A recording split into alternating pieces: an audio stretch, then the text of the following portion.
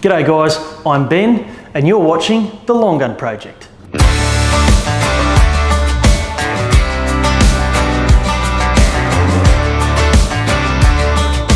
G'day guys, my name is Ben and welcome back to another episode of The Long Gun Project. Now, in today's episode we're going to be looking at 3 different rifles and we're going to be doing a comparison. Now, if you're getting into long range shooting for the first time, it's pretty much a given that you're going to be looking to get the best rifle that you can afford for the budget that you have. So with that in mind, I've managed to get hold of 3 different rifles from 3 different manufacturers at 3 different price points. Now we're going to test these rifles for accuracy and long range shooting ability. So to see which rifles we're going to be shooting and to see how they perform, we have to go out into the field.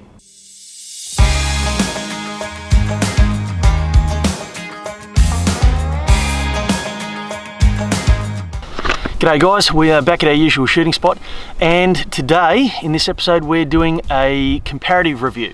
So what I've got is 3 rifles that I'm going to shoot. One of them is the Q-Fix, the other is the Tikka TAC A1, and the last one is the Lithgow Arms 102. All of them are in 6.5 Creedmoor.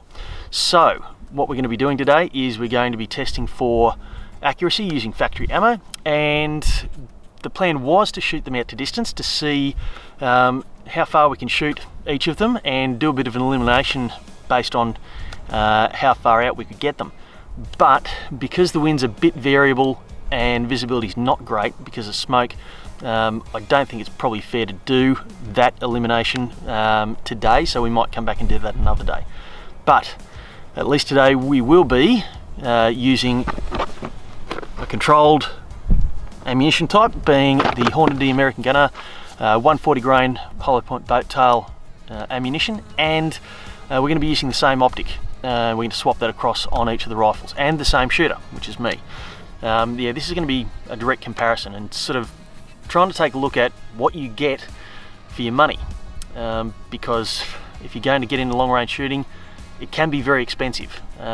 So getting into it with a reliable rifle in the cheapest possible way is generally the aim of most people who are entering this sport. So that's what we're going to be doing this morning, and yeah, we'll do a quick overview of each of the rifles and then we'll get straight into shooting.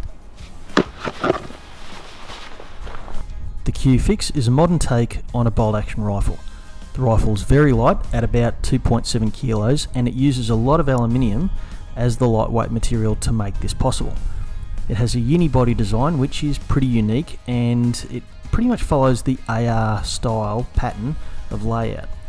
It has a 5-lug bolt which allows for a very short 45-degree bolt lift.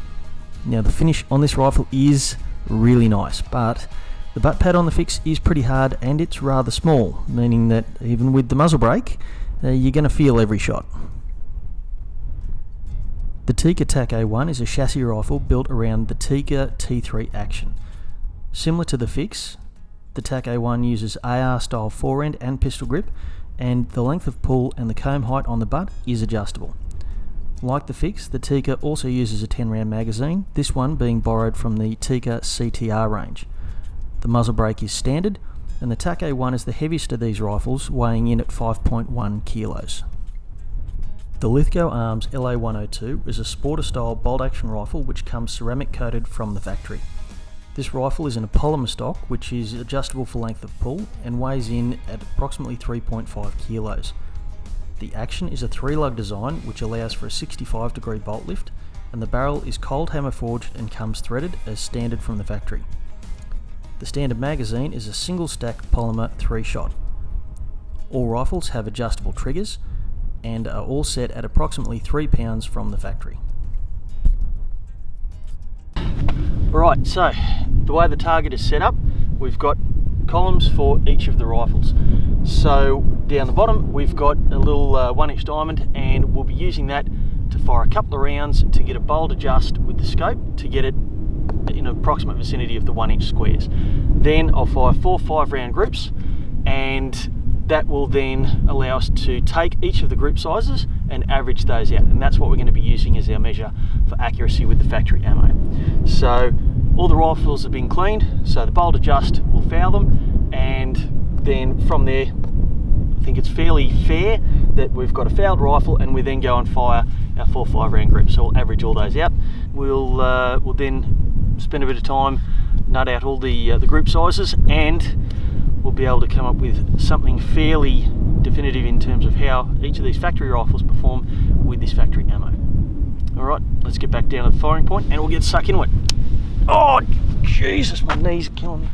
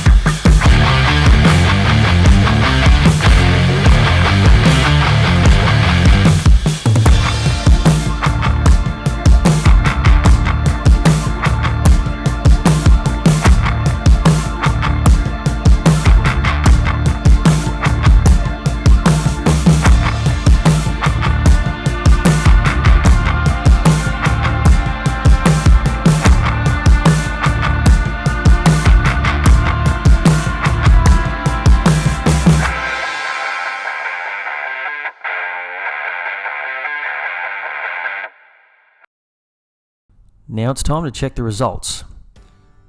Now I'm using the Ballistic X app to calculate the group sizes so that they can be averaged out. I also didn't drop any shots from these groups as that would have skewed the results.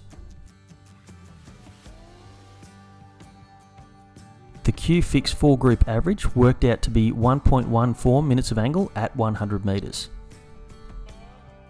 The Teak Attack A1 4 group average worked out to be a respectable 0.71 minutes of angle at 100 metres. And this is where things got interesting. The LA102 4 group average worked out to be 0.59 minutes of angle. Now, I don't know about you, but I think that's a pretty good result for a sport-weight rifle that's in a polymer stock.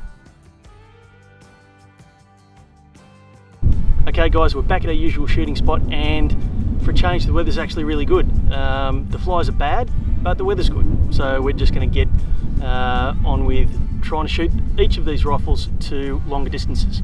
So we're going to be using the same optic as before, which is the Carl's 318i, which is a fantastically clear and bright scope.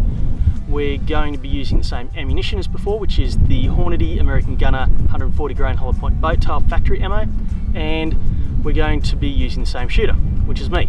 We're going to be taking these rifles out to 500 metres, 650 and then 930 metres, which is just a shade over 1,000 yards. We're going to shoot on freshly painted steel plates. After each of the rifles have been shot, we'll go out, we'll have a look at how they shot on the plates, we'll cover them over with fresh paint, and then we'll go back and swap the optic over, zero the rifle, or the next rifle, and then we'll go through the whole process again. Now, it sounds a little tedious, and it is a bit, but it's probably the best way I can think of to get a fair representation of how each of these rifles shoot at distance.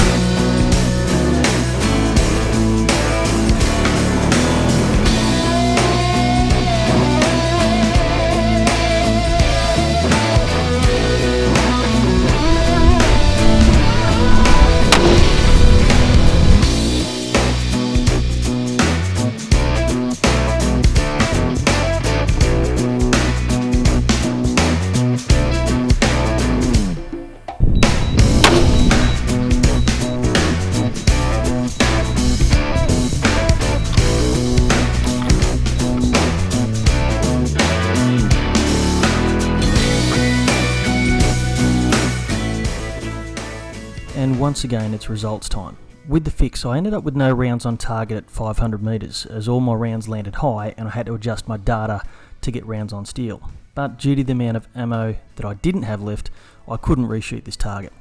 So at 650 metres, the fix shot 0.61 minutes of angle, and at 930 metres it shot 1.46 minutes of angle. Now the Tikka TAC A1 at 500 metres shot 0.37 minutes of angle, at 650 metres it shot 0.8 minutes of angle, and at 930 metres, surprisingly, it shot 1.8 minutes of angle.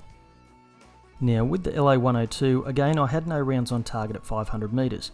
All my rounds landed low, so I adjusted my data, but I needed to move on because I was running out of daylight and ammunition. So at 650 metres it shot 0.73 minutes of angle, and at 930 metres it shot 0.135 minutes of angle.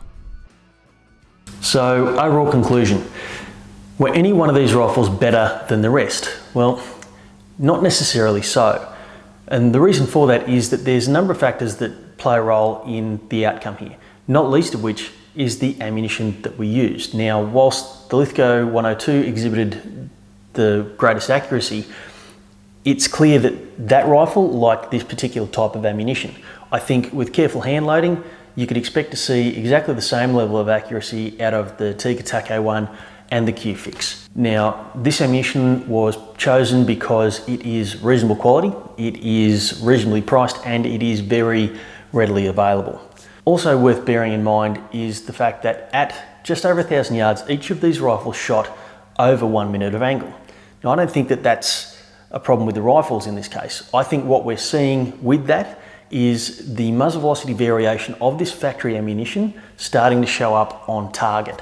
Now, with this factory ammo, when I chronographed it, we had an extreme spread of muzzle velocity of about 40 feet per second. So I think that's what we're actually seeing at those longer distances. Also worth bearing in mind is that each of these rifles seems to have been built with a slightly different purpose in mind. The Q-Fix seems to have been designed as something of a sporter weight chassis rifle, whereas the Tikka TAC A1 is clearly aimed at PRS practical style competition shooting, and the Lithgow 102 was designed to be an all-rounder with characteristics that allow it to do a bit of everything. So where does your money go? Well, with the Q-Fix at $5,600 Australian retail, you're definitely looking at the most expensive of the three rifles. Now, at that price, we did not see anything spectacular in terms of accuracy with the factory ammo that we used, but with different factory ammo and or some careful reloading, I'm pretty confident that you would be able to realise the full accuracy potential of that rifle. Now, what I think you're really paying for with the Q-Fix is some very lightweight materials, beautiful fit and finish, and a particularly innovative design.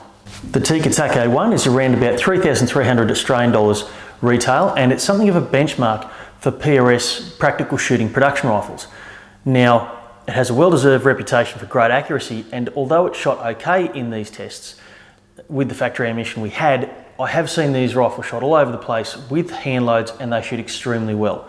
The good thing about the Tikka TAC A1 is that it is a long-range competition rifle that is ready straight out of the box.